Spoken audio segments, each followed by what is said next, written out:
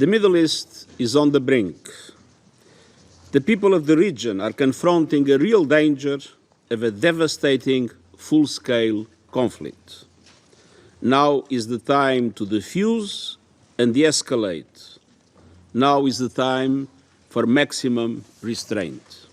I remind all member states that the Charter of the United Nations prohibits the use of force against the territorial integrity or political independence of any state, or in any other manner inconsistent with the purposes of the United Nations.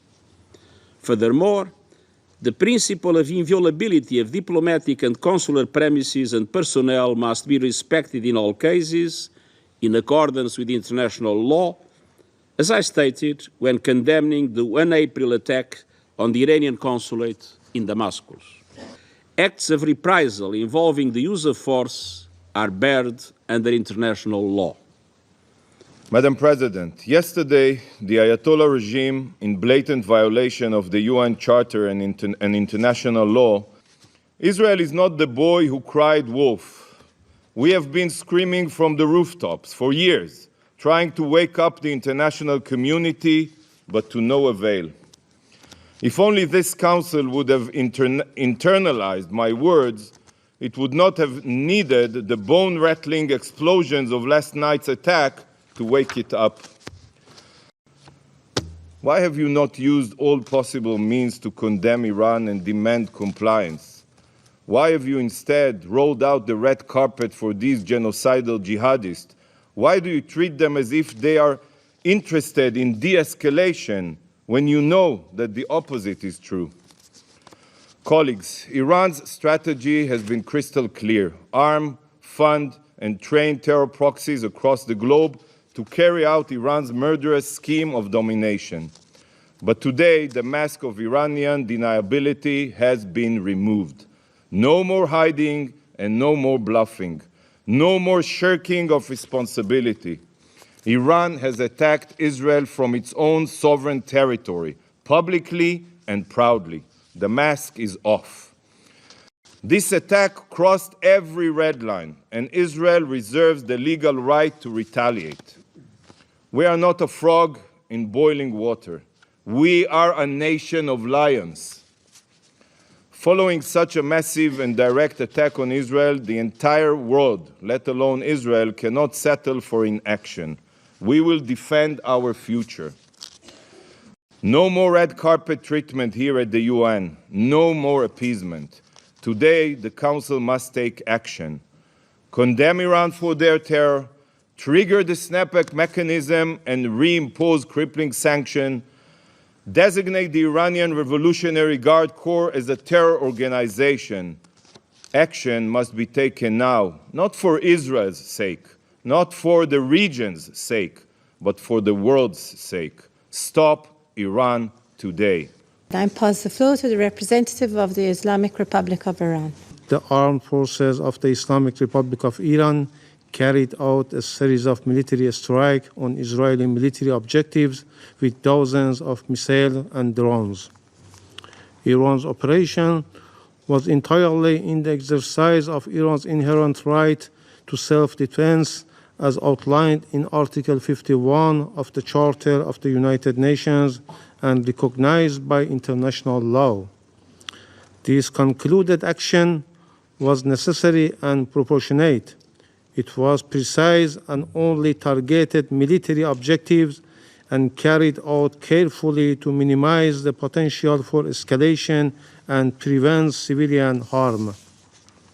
These countries, especially the United States, have shielded Israel from any responsibility for the Gaza massacre, while they have denied Iran inherent right to self-defense against the Israeli armed attack on our diplomatic premises. At the same time, they shamefully justified the Israeli massacre and genocide against the defenseless Palestinian people under the pretext of self-defense. Regrettably, the Security Council has failed in its duty to maintain international peace and security. Russia proposed a press statement to denounce this atrocious act, which was backed by China, Algeria, and many members, but was blocked by the US, UK, and France.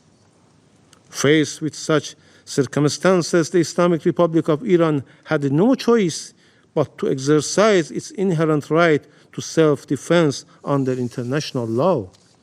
The Israeli Prime Minister's policy seeks to expand and escalate the conflict in the region to stay in power. Iran is never seeking to contribute to the spillover of the conflict in the region, nor does it to escalate or spread the tension to the entire region. Iran has no intention of engaging in conflict with the US in the region. We demonstrated our commitment to peace by exercising our restraint about involving the US Army in intercepting Iranian drones and missiles bound for military targets in the occupied Palestinian territories. This underscores our dedication to de-escalating tension and avoiding the expansion of conflict.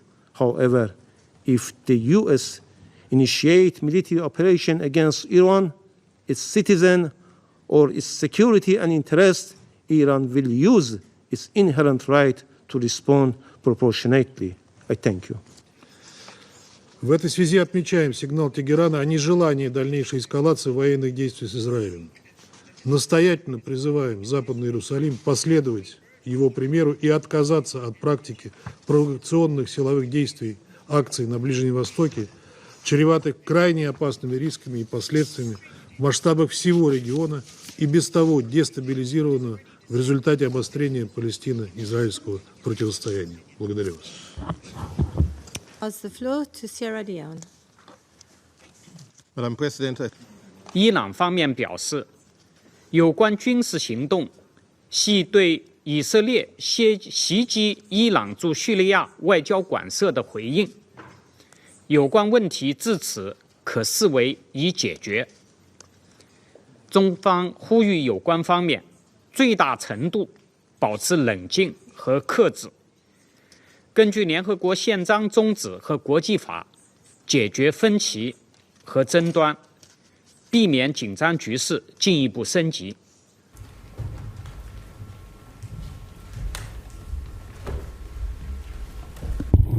はい、我が国としてイランに対して事態の沈静化を強く働きかけてきているところでありますが、ハイレベルでのさらなる働きかけを含め、必要なあらゆる外交努力を行ってまいります。総理のぶら下がりの時点では、邦人被害の情報はなしということ。今後の対応やイスラエル側の反応を含め、現時点で予断することは差し控えますが、いずれにいたしましても、今回のイランによる攻撃は、現在の中東情勢をさらに一層悪化させるものとして深く懸念をしており、我が国としてはこのようなエスカレーションを強く非難をいたします。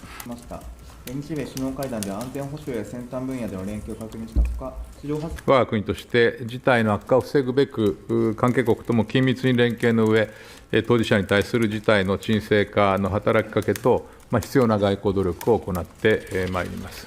訪米の日程を終え帰国しました。日米首脳会談では安全保障や先端分野での連携を確認したほか、